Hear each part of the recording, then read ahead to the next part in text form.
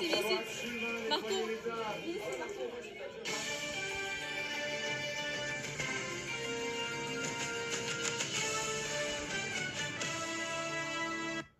En cette belle fin de semaine du 6-7 décembre, votre animatrice préférée, Judith, est finalement revenue et va vous expliquer la mission de deux jeunes filles plutôt importantes. Je vous laisse. Proche de la rivière Yamaska, un véhicule transportant de la soude caustique a pris un accident. C'est-à-dire, la soude caustique s'est libérée et a entré dans la rivière. C'est alors que deux scientifiques et gardes forestières ont reçu ce mandat du ministère du Développement durable pour qu'ils les aident à trouver la solution. Alors, les deux scientifiques surdoués ont dû faire une étude très rapidement. Elles ont dû analyser le pH de différents échantillons. Elles ont ensuite dû ramener le pH des échantillons prélevés à un niveau qui soit sans danger pour l'environnement.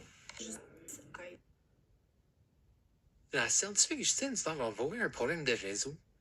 Elle était en train de définir un bassin versant, qui est une zone où toute l'eau qui tombe, soit des pluies de neige fondue, etc., s'écoule vers un même point, comme une rivière ou un lac. La soude caustique est utilisée dans plusieurs domaines industriels et professionnels, comme la fabrication de savon, l'industrie de papier, dans l'industrie alimentaire pour nettoyer certains. La soude caustique est très dangereuse. Elles peuvent provoquer des brûlures graves. Les vapeurs peuvent être irritantes. La soude caustique étant NaOH est une base très forte.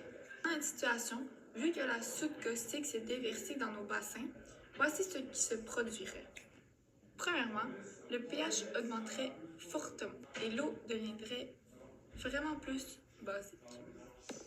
Le pH, comme dans la situation, monte jusqu'à 13, ce qui peut être dangereux pour les êtres vivants qui habitent dans l'eau.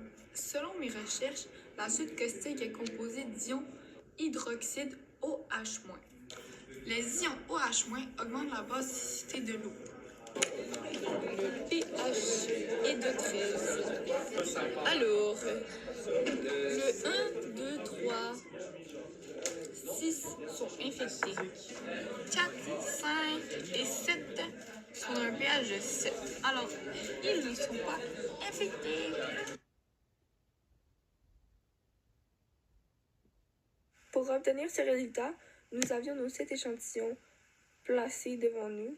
J'ai utilisé l'indicateur de pH et j'ai déposé quelques gouttes dans chacun des échantillons pour ensuite voir la couleur et regarder sur la petite carte de pH pour voir le pH était de combien.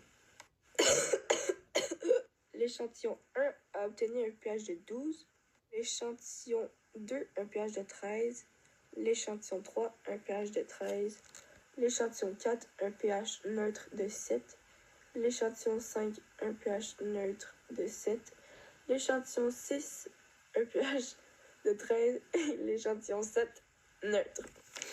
Article 1. Forfait gradué NaOH de millimètres de 10 millilitres.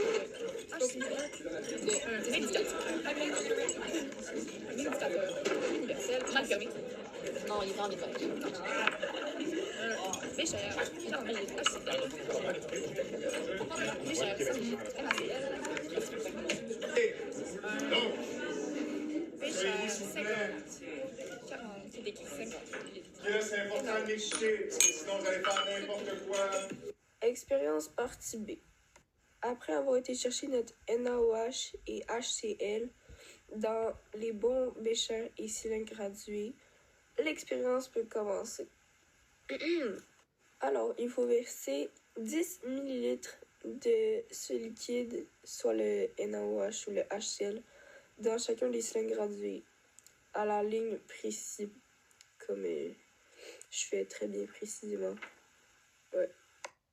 Ensuite, verser le NaOH du cylindre gradué à 10 ml dans le bécher à mélange. Et après, mettre l'indicateur universel dans ce bécher. Ensuite, on me confie la job parce que c'est ça. Et je verse le HCl dans le mélange et j'essaie d'obtenir un pH neutre de 7 et non de 6. Et quand on voit ça change de couleur un peu, on arrête de mettre du liquide. Malheureusement, notre couleur était un peu floue dans cette vidéo, fait qu'on a pris une autre vidéo d'une autre couleur.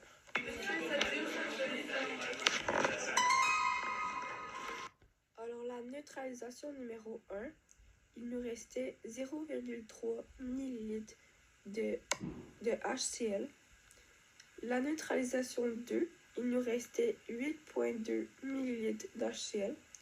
Et la neutralisation 3, il nous restait 5 ml de HCl. Là, on avait mis trop d'HCl, donc ça c'est une erreur fréquente. Mais j'ai réussi à la fin comme d'habitude. Expliquez le lien entre la substance dispersée et les pH mesurés. Le pH d'une solution est directement influencé par la substance dispersée. Les sels et les substances neutres ont peu d'impact sur le pH. Exemple, l'acide va diminuer le pH et les bases vont augmenter le pH. Tout cela pour pouvoir réduire la quantité d'accidents et améliorer la réactivité en cas de déversement. C'est pour cela que c'est essentiel d'évaluer le pH pour pouvoir évaluer la santé de l'écosystème aquatique. Quelles mesures le ministre des Transports peut-il employer pour éviter ou diminuer les risques de déversement ferroviaire accidentel? Les mesures prises pour diminuer les risques de déversement ferroviaire accidentel sont renforcement des normes sécurité des wagons citernes. Exemple, l'utilisation des matériaux renforcés. L'installation de dispositifs de sécurité tels que les vannes de décharge sécurisées. Il y a aussi la formation de certification des conducteurs. Exemple, comme les programmes de formation réguliers sur la gestion des urgences et les transports de substances dangereuses. Cela prend une exigence de certification spécifique pour pouvoir opérer les locomotives. Les conséquences sur la contamination de l'eau et du sol sont les impacts sur la santé humaine sont Provoquer des maladies hydriques et des infections gastro-intestinales. l'exposition aux toxines peut entraîner des problèmes de santé à long terme, exemple le cancer ou des troubles neurologiques. Il y a aussi la dégradation de l'environnement et des écosystèmes. Exemple, la perturbation des écosystèmes aquatiques Et la diminution de la fertilité des sols. Ce qui rend l'agriculture plus difficile, donc rendant l'agriculture insoutenable et pouvant entraîner des pénuries alimentaires.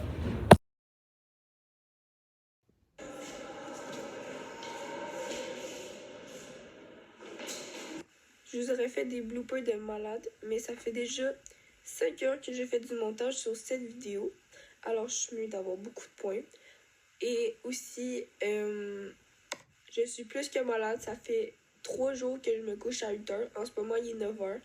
Alors, vous auriez aimé voir ça, mais je crois qu'en général, ma vidéo n'est pas mal. Ouais, pas mal. Les bandits se font rares, mais on lâche pas. Pas mal, hein? Et voilà, messieurs!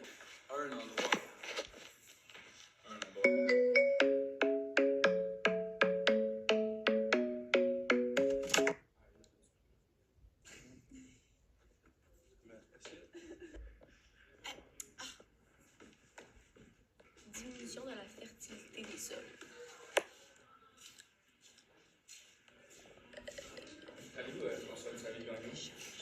Ok, là, les autos, c'est bon, t'es dit.